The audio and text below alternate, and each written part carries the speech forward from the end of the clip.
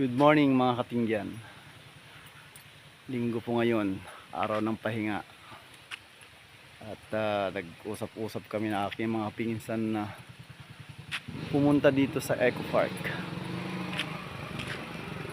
pang kumain ng tanghalian. Sa video ito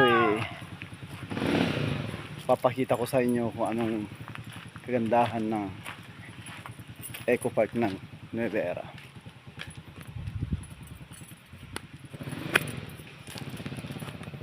Yan, may mga bila po dito.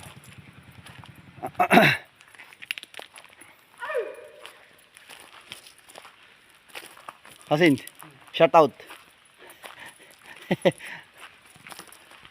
Yan pwede po kayong mamasyal dito.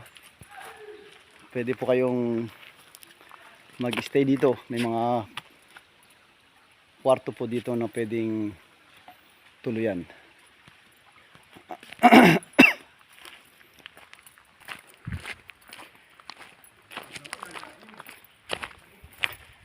At kung may mga kasama kayong mga bata, pwede po kayong maglaro dito. Pasensya na po sa aking boses kasi namamaos po ako. Wow. Ayan